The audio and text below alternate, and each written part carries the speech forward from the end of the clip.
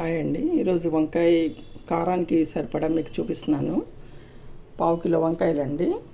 దానికి 2 స్పూన్స్ శనక్కాయ గుళ్ళు, 1 స్పూను కారం, 1 స్పూను జీలకర్ర, 1 స్పూన్ ధనియాలు, 1 స్పూను నువ్వులు, 1 స్పూను వేయించిన శనగపప్పు, 1 స్పూను అవిసె గింజలు. మీకు నచ్చితే ఇష్టమైతే దీంట్లో గుమ్మడి గింజలు, పంప్కిన్ సీడ్స్ కూడా వేసుకోవచ్చండి. మనకి హెల్తీ ఫుడ్ కదా అండి. ఆయిల్ ఏం వేయొద్దు. శనక్కాయ గుళ్ళు మాత్రమే డ్రై చేసుకొని వేపుకోవాలండి.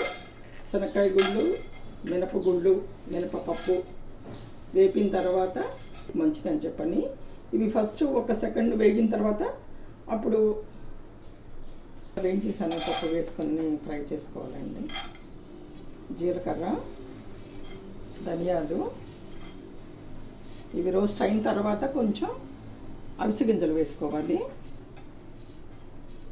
అవి వేగిన తర్వాత మనం ఫైనల్గా నువ్వులు వేసుకొని వేపుకోవాలండి. నువ్వులు వేసేసి స్టవ్ ఆఫ్ చేసేయచ్చు. గుమ్మడి గింజలు కూడా వేసేసుకోవాలండి. అన్నీ కూడా రోస్ట్ అయిన తర్వాత ఆఫ్ చేసి స్టవ్ దీన్ని పౌడర్ పట్టుకోవాలి. కట్ చేసి 4 భాగాలకి ఇలా కట్ చేసుకోవాలండి వంకాయలు. ఉప్పు నీళ్ళలో వేస్తే వంకాయ కంటెక్కకుండా ఉంటుందండి. ఇలా కోసిన సేపు కూడా ఉప్పు నీళ్ళలోనే ఉండాలి. గిన్నె పెట్టాలండి.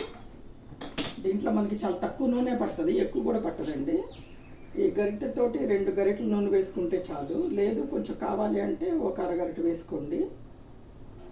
అయిన తర్వాత ఈ వంకాయలు ఇలా నూనెలో వేసుకోవాలండి.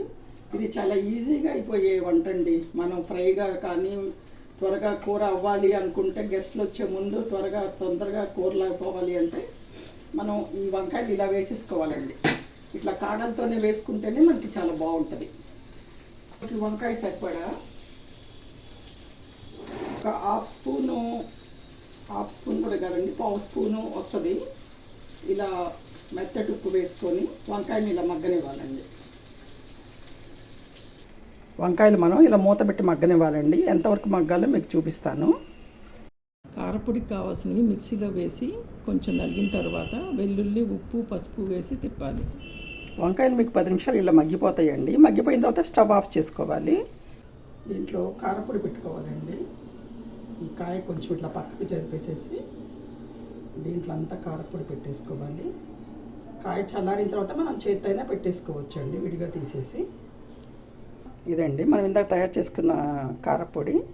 ఇట్లా కాయల్లో పెట్టేసేసి మిగిలిన కారపొడి ఇట్లా చల్లేసేసుకుంటే మనకి కలుపుకుంటానికి కూడా బాగుంటుందండి. మనకి వెలిగించుకొని స్టవ్ మీద పెట్టుకొని ఇది కారం కొంచెం మగ్గిన తర్వాత స్టవ్ ఆఫ్ చేసుకోవాలండి. అయిపోయిన తర్వాత మీకు చూపిస్తాను.